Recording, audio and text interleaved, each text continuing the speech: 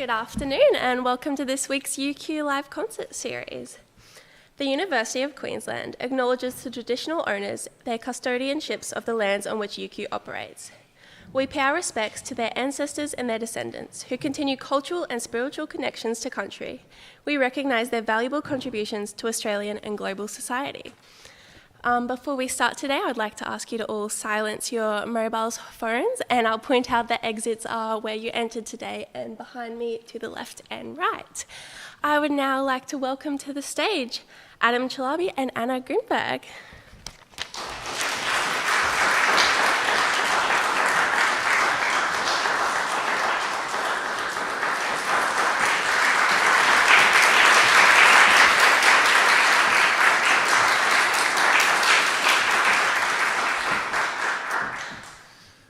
Good afternoon, everyone. Welcome to the opening concert of the Semester 2 Lunchtime Series at UQ. I'd also like to acknowledge the traditional owners of the land on which we stand today and pay my respects to elders past, present and emerging. I'd also like to acknowledge the contribution of First Nations people to music making and academic endeavour. Today is a special concert in that it presents the premiere public performance of a major new contribution to sonata repertoire for violin and piano. We're thrilled that the composer of this work, Paul Stanhope, has flown from Sydney, where he lives and works, to be with us today. I think he's sitting there, and I'll introduce Paul in a little while, and we'll talk a little bit about the piece that we will perform today. Before we get to discuss Paul's work, though, Anna and I are going to give you a whistle-stop tour of the evolution of the violin and piano sonata from its earliest beginnings in the late Renaissance through to the present day. A disclaimer is that there are glaring omissions. Each of the slides that you will see are worthy of their own or multiple lecture recitals, and please forgive the density of material on the slides themselves. As you'll see, there's a lot of information to convey.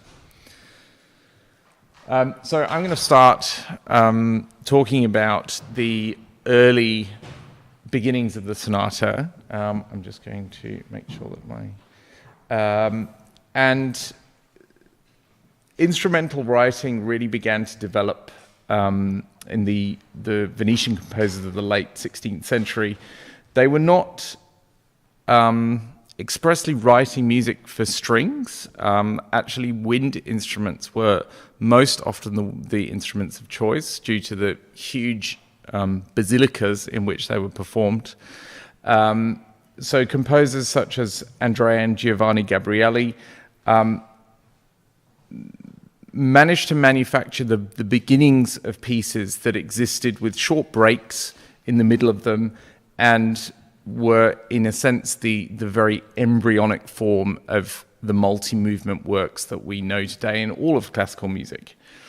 So there were, whether they were labeled sonatas, fantasias, or canzonas was often irrelevant. They were mostly the same thing. But a common early feature was that they were typically contrapuntal, which meant that melodic lines appeared in different voices and interweaving. And this was a trait that, as we'll see, really managed to impregnate itself in early Baroque writing. If we go to the next slide, we'll see that actually the violin is actually a really fantastic way to begin talking about the sonata, because it was actually largely violin composer performers who led this, in a sense, this emergence. And a lot of the composers who were very preeminent in this period, like Monteverdi, were actually occupying themselves more with vocal composition. The development of instrumental writing was carried on by these virtuoso violinists.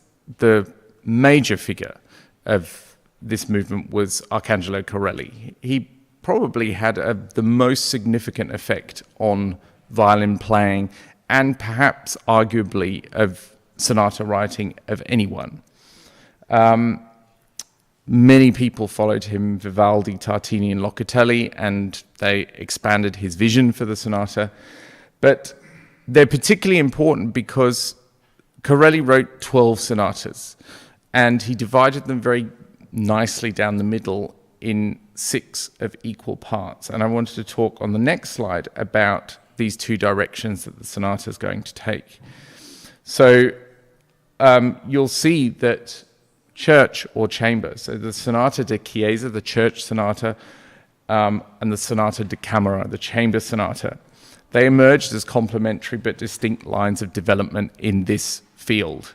So the Sonata de Chiesa became what we know as the traditional sonata, or began to establish the form in which we understand the sonata.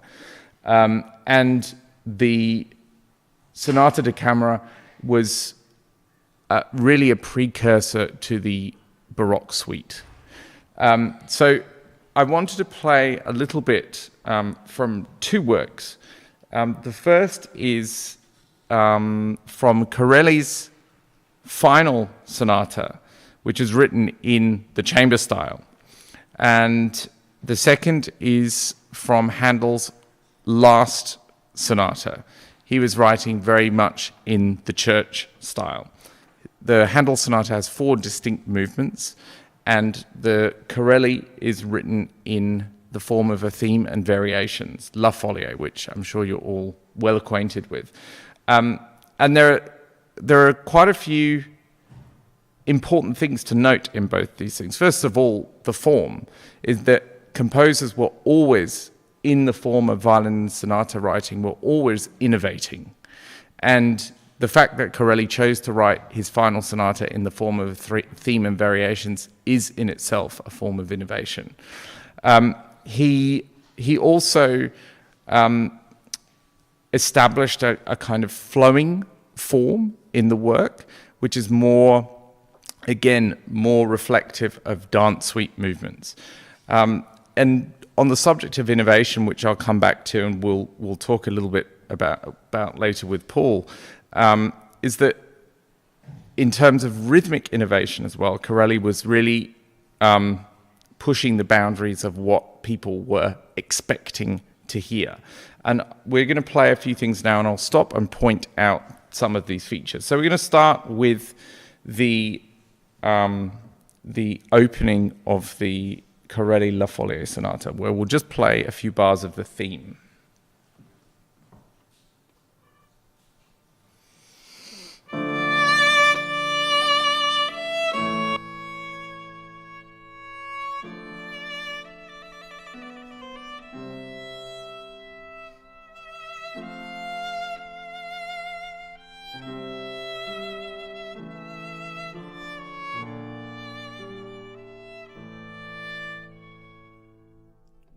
And then if we pick one of the very first variations in the piece, we can see how all of the thematic material is really tied extremely closely together.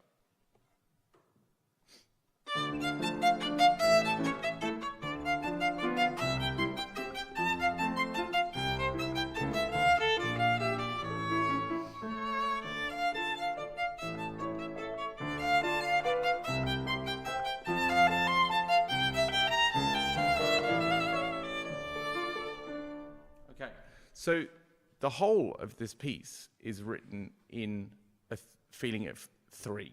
So 3 in a bar, whether it's 3/4, 3/8. But Corelli actually switches that up at a point in the piece that's really interesting. It's exactly in the middle of the piece. And he wants us to understand that something significant is happening. So he suddenly changes the meter into 4 in a bar.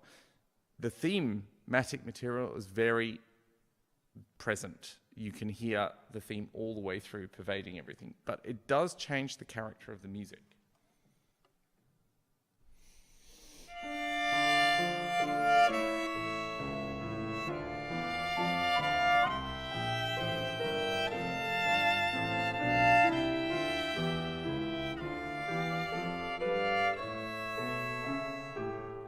then eventually he goes on to develop that in itself into another variation, still very closely related to the theme, but still in 4.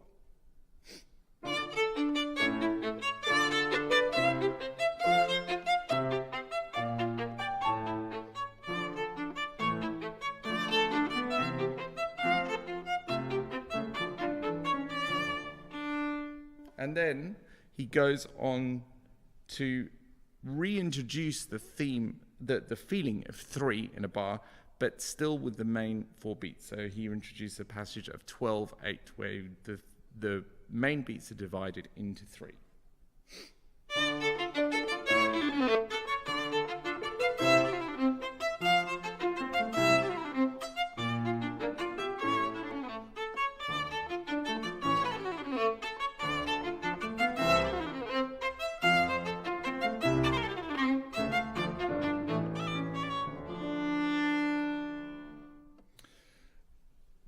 So one of the other really important things to note of the sonatas of this time is that they would not have been played on piano at all. They would have been played on harpsichord, with harpsichord and violin, and perhaps one other bass instrument. The other really important thing to note is that the piano parts didn't really exist. Figured bass exists, which is a harmonic indication of where the music was going, which the harpsichordist and bass instruments were expected to follow and fill in. So there was a great deal of improvisation involved in these sonatas, as well in the solo lines. It was completely expected performance practice that performers would embellish the parts in front of them with as many notes as they wanted. I want to move forward a little bit. So we've covered Handel, 1681, we've covered Corelli, and we've moved forward a whole 70 years to Handel's last sonata. And things have not changed as much as you would expect.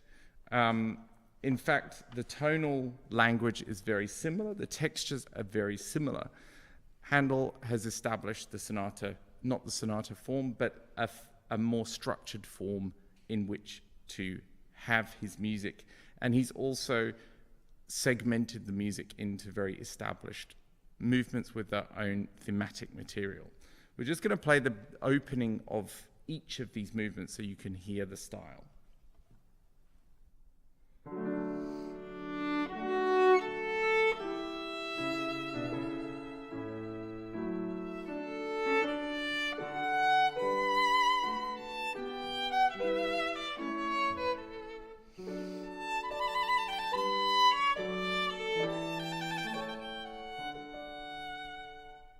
Now the second movement, which is a very contrapuntal movement, you can hear the melodic material being switched between piano and between violin and piano.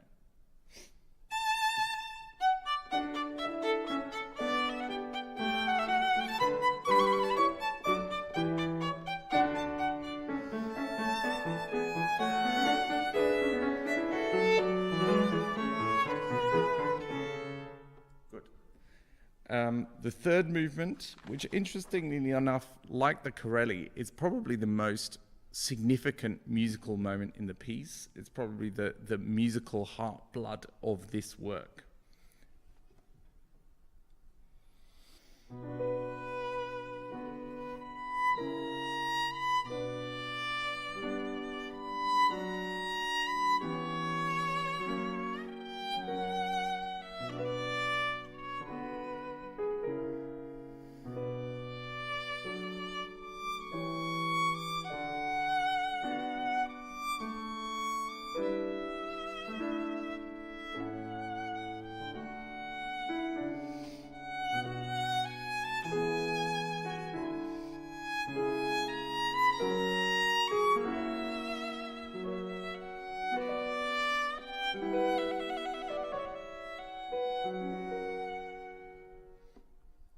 Okay, and we won't play the last movement, but the last movement of these sonatas were often a little bit more frivolous and in the dance style of the earlier church sonatas.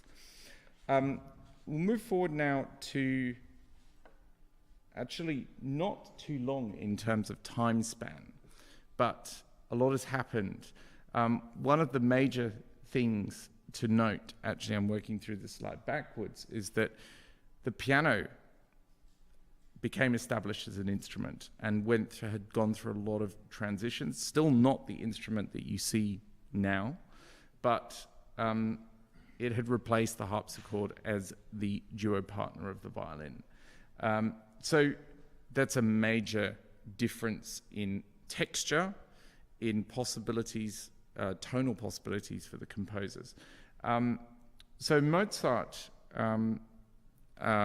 really started to develop the idea of sonata form. He was not the first, but composers of this age started to work with a very established idea of what was contained in a sonata. So in terms of the ordering of material, it was grouped into exposition, development, recapitulation. Exposition, where themes exist and are presented for the first time. Recapitulation, the development where they're worked on, harmonic developments, slight variations, and recapitulations where these themes then appear again.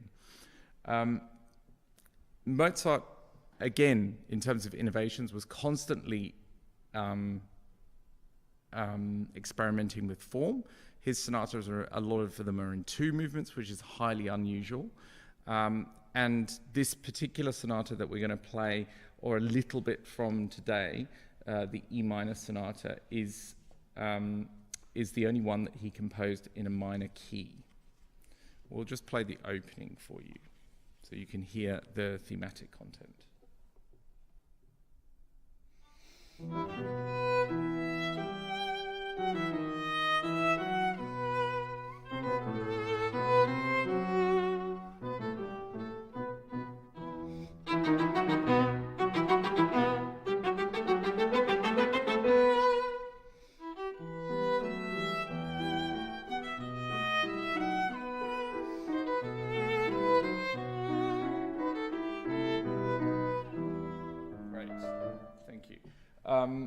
So that's the first theme. The second theme gets introduced soon after that, and we can actually play that just briefly now. Can we go from...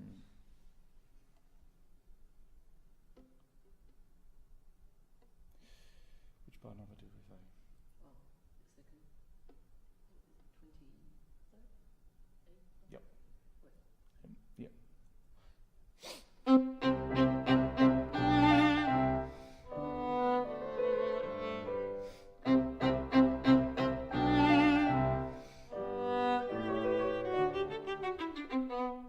Introduction of the second theme. I want to play you the development section where these themes are worked out. In particular, I'll actually wait and we'll talk about it a little bit later on.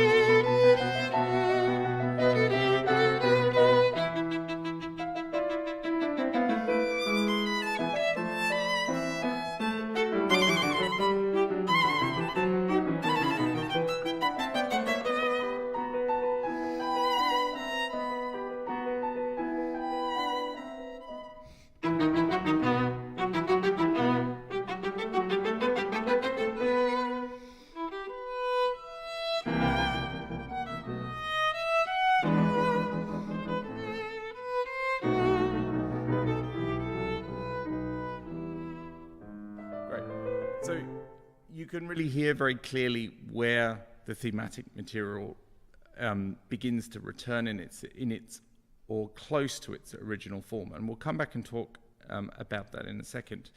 Moving forward to Beethoven, who was probably the next significant composer and one of the most significant composers overall of violin and piano repertoire. Actually, in terms of time span, again, it's not a long time, only 20 years until, or roughly 20 years until he composed his Spring Sonata, which lies exactly in the middle of his 10 violin sonatas. Composed in around 1801, only 20 years or so after Mozart, and already a lot has changed. I'd say arguably that this period between the Handel that you heard and the Beethoven that you're hearing is the biggest change in musical language. We're going to play just the opening theme of the Beethoven, so you can hear.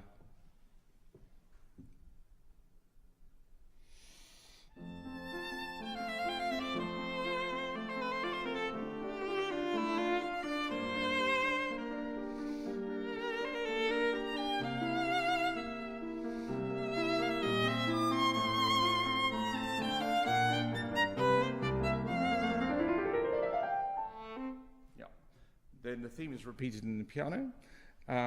We've played the beginning of the second subject from Bach. Yeah.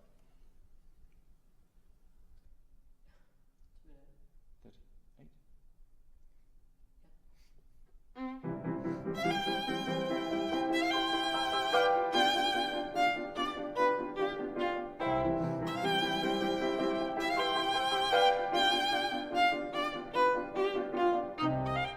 There's the second subject.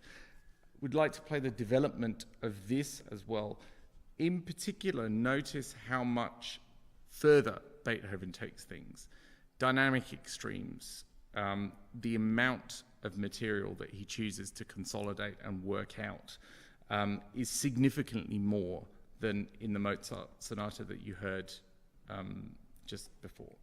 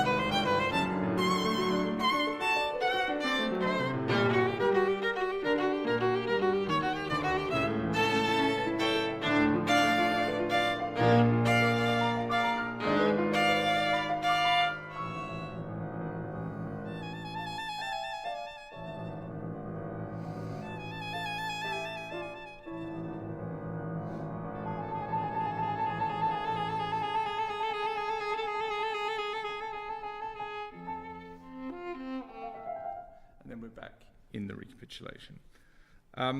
So at this point, I just want to take a step back to the Mozart. So if we go to the next slide, and I want to just take a slight sidestep, because we are concerned as performers with presenting our rehearsal processes as research, and this event, the premiere of a meaningful work, is a very easy thing to make the joins between performance and research.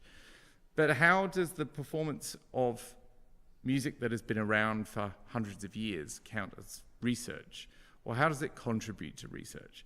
And I thought it would be interesting just to take a look back at the Mozart and talk about the idea of innovation in that these composers were constantly seeking in all of their music and leaving little clues for us to discover. And one of these was in the recapitulation of the Mozart, where he actually decides to begin the recapitulation not with the main theme in its entirety, but actually halfway through the main theme. Now, Anna and I have argued at great length about this, and that's one of the beauties of collaborative partnerships, is that there's actually merit in every approach. So I want to just play the end of the development section. So if we play from bar 100, and I want to show how we could signpost the beginning of the recapitulation. So we might take more time and then do a slight stretto feeling to highlight that there's something really significant going on in the music.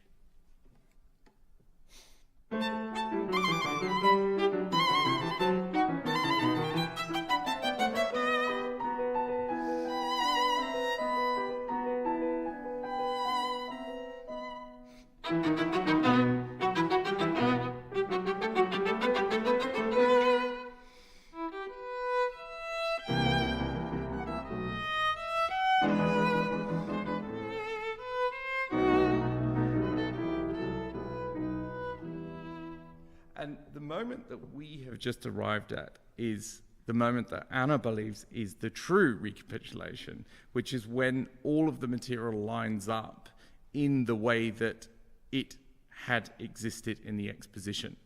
And we can also signpost that. So we could choose, for example, to interpret it a completely different way and make the emotional arrival at that point. And this is what that might sound like. So we're going to play exactly the same thing, but just with a different focus of attention.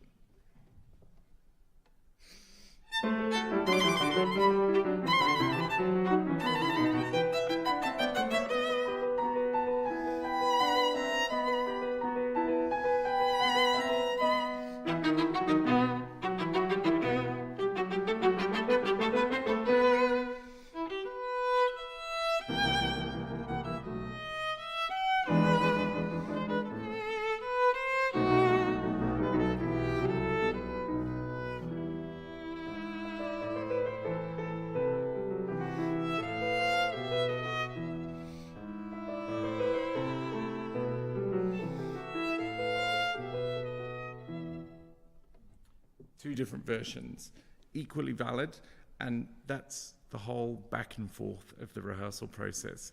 Always questioning, always investigating, and I think that's quite a nice way of showing the processes that collaborative partnership involves. Okay, going forward, and I don't want to talk very much more because I want to involve Paul as soon as possible. The next developments obviously come with Brahms and the Romantic Age. I've gone forward a huge amount of time, 85 years, and left out huge numbers of meaningful composers.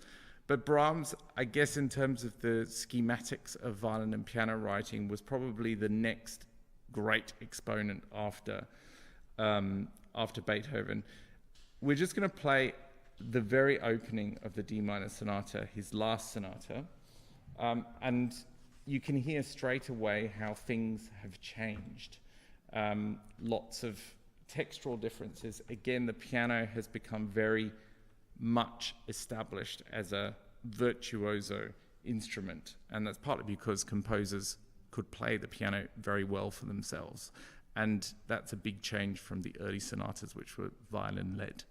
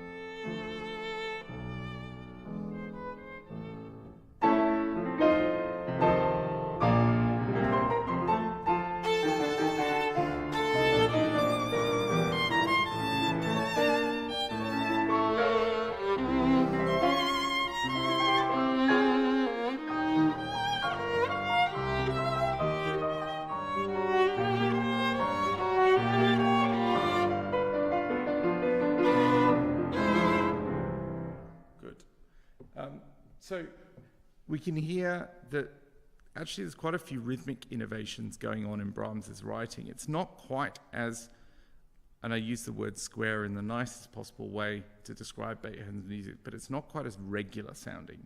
One of the reasons is the idea of syncopation, which Brahms was hugely fond of. Can we just play the opening, Anna, of what we just played, and just with your left hand?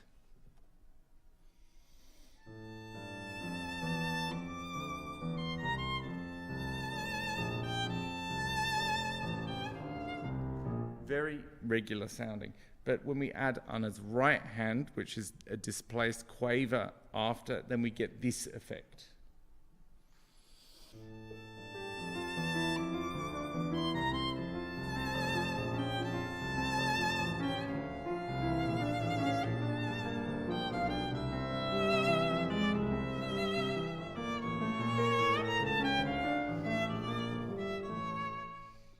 And you can see that that really adds to the emotional effect of the music, the swells, the dynamic, that rhythmic uncertainty really lends a sense of unease.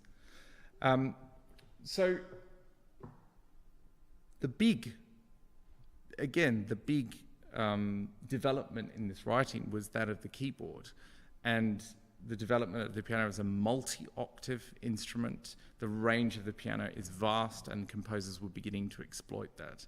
It takes us actually nicely into the 20th century, and I guess in terms of different threads of various movements coming together, the 20th century offers the most diverse range in music overall. We've got huge amounts of political, geographical changes happening, and they're we can see those changes happening in music. So we've got ultra-romanticism, impressionism, chromaticism, all existing, intermingling somehow. And the result is just a fascinating diversity of style. Rhythm is really being used as a primal function, actually, in music, increasingly so, as well as expanding tonal boundaries. Obviously, that's the most recognizable things to our ear. Ever-increasing virtuosity, that's been a trend all the way. Actually, funnily enough, from the early violinists, the trend was extreme virtuosity, and then it tapered off into a more calm, let's say, landscape. And now it's beginning to go with the writing of Prokofiev. Bartok is beginning to really expand what the realms of the instruments can be. And the other thing is, the other huge change is that the detail of writing in the scores is becoming extremely fastidious. And that's many reasons. The composer-performer collaborations are changing, seeking to eke more expression out of the instruments.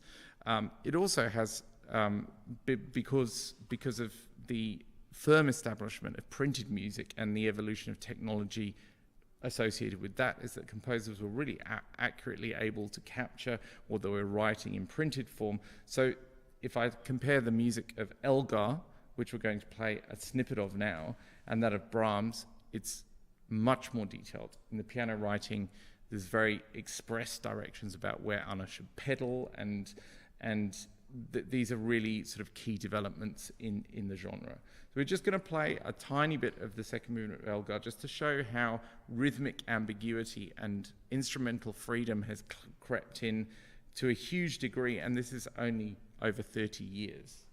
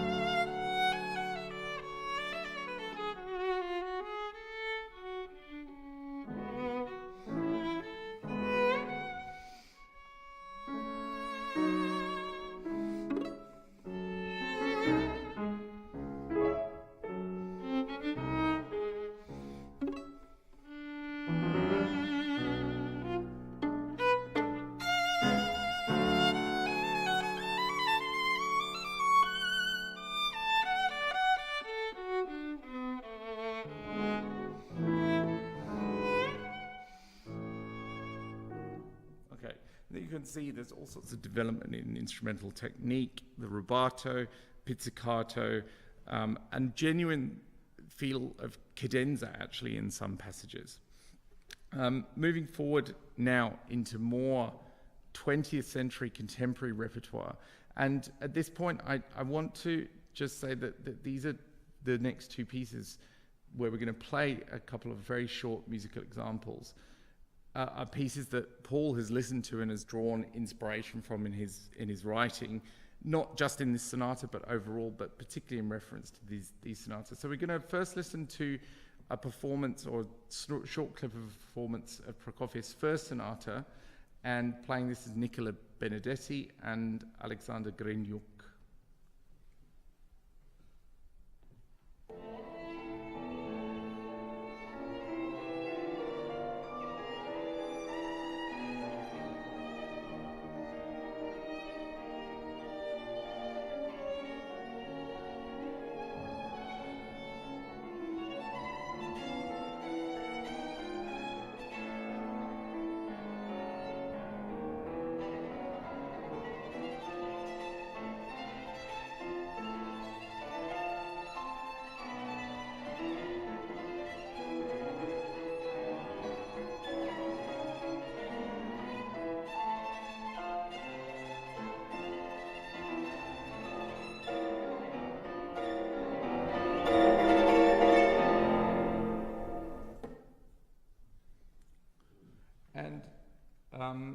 Moving on into John Adams, where we can see how rhythmic function is really established in music, and how it plays a real, the idea of cross rhythm is really fueling a lot of the expression.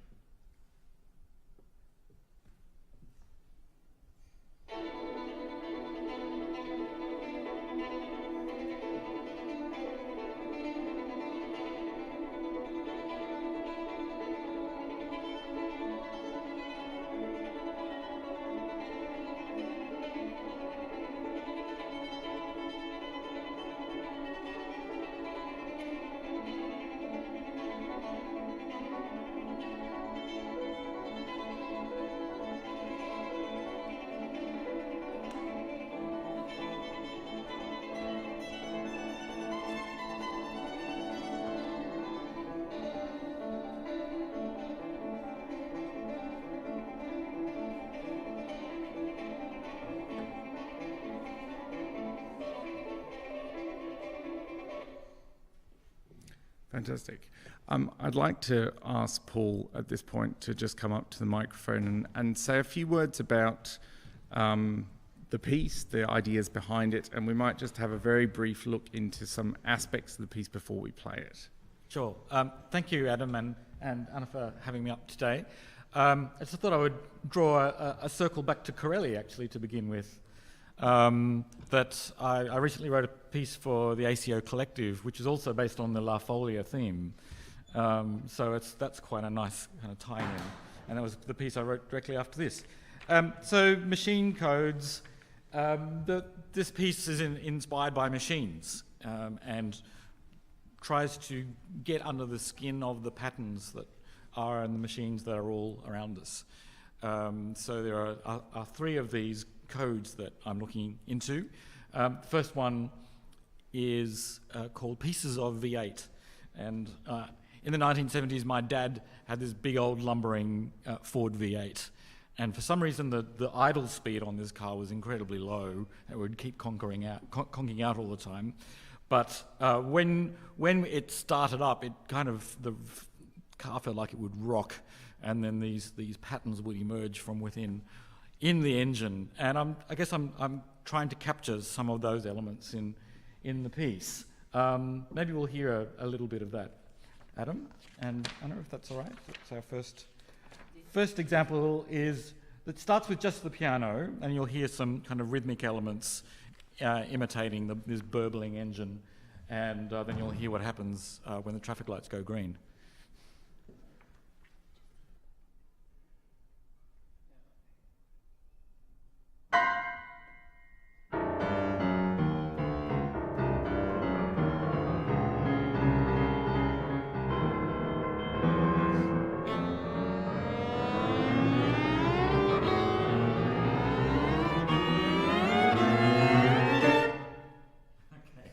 one kind of fun example there.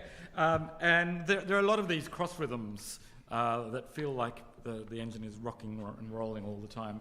And we thought we'd just play a little passage, bar 62, and they're going to play it slowed down, so you'll hear some of the cross rhythms that were mentioned first in the Brahms, I think, and are also all through this piece.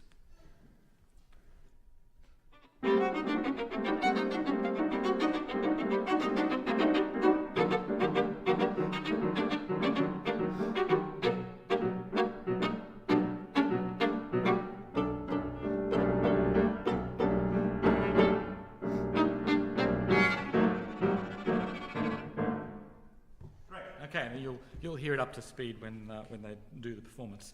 So that's the first movement, which is mainly very fast and, as you would expect, driving, but it also has more reflective, more ghost-like passage in the middle before it kind of the pieces of the V8 seem to come back together and start up again. Second movement, it's called the Satellite Song. We're all connected to these devices that we hold in our hands and get obsessed by. Those things are connected by this satellite technology, which goes round and round the Earth, and these satellites ping back and forth to our devices. So this is a real kind of reflection on contemporary life, I guess. And so the imagery in this piece is very different from the first, very sparse. And we get this little song that the satellite sings out and then gets a return signal to. And you'll hear the two instruments kind of doing that. I also wanted to get across this idea of revolutions, of one item kind of orbiting another. And we'll play a little bit of that, first just with the left hand of the piano and the violin, and we'll hear the scale that it's based on.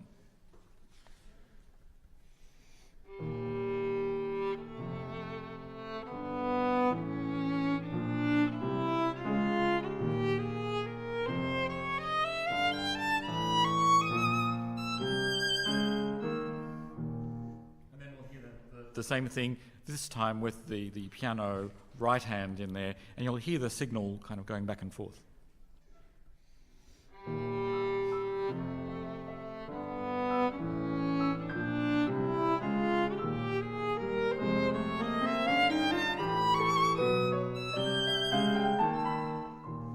Great, thank you. I don't know if we've got the slide there for the scales for the second movement. It could be just an opportunity to bring that up on the screen. Maybe we don't have that, if that's okay. Yes, I think we do. Oh, we've got the second movement there. Yeah, great, thank you. So this is just an opportunity to show how I kind of put these things together. I've made sorts of synthetic scales for each movement. And Anna, I don't know if you could just turn your head and play that first bit of sight reading for you.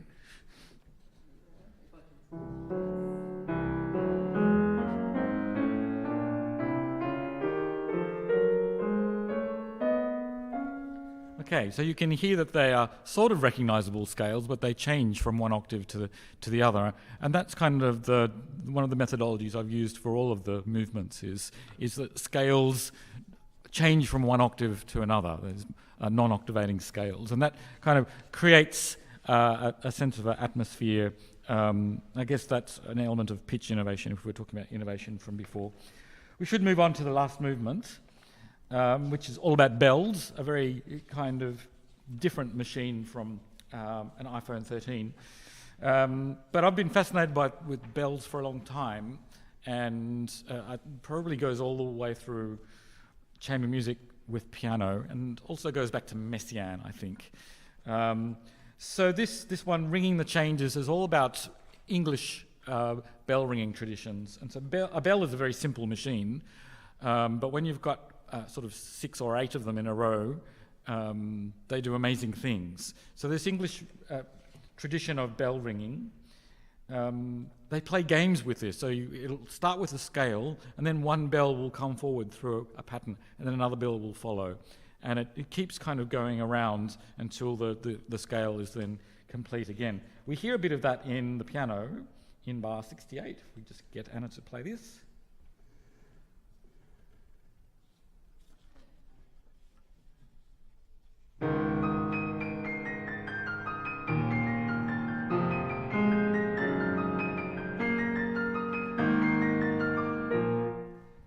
Okay, so that's the pattern, and you can hear sort of one pattern, one bell changes each time, and that changes the formation of the scale. And we hear that throughout the piece with these different kind of bell patterns. We hear one right at the beginning of the piece, if I get Anna to play that.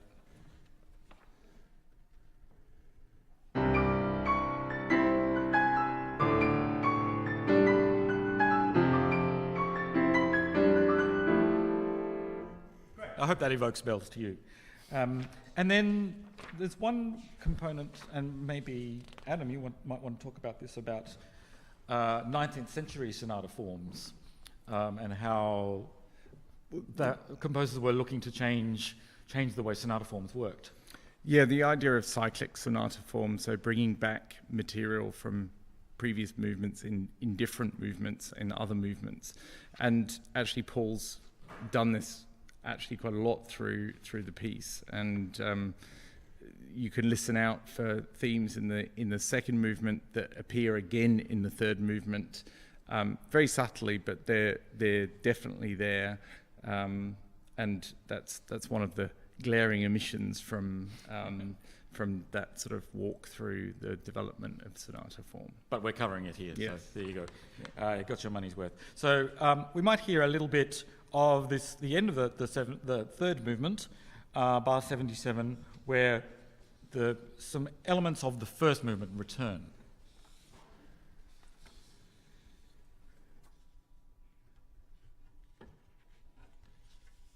When I can find my music.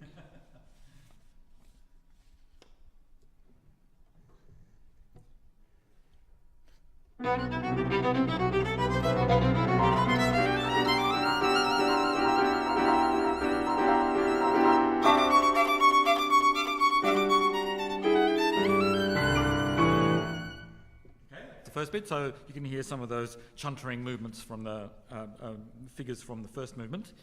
And then we've got another bit which recalls some of the satellite imagery. I think we're going for about 90. Yep.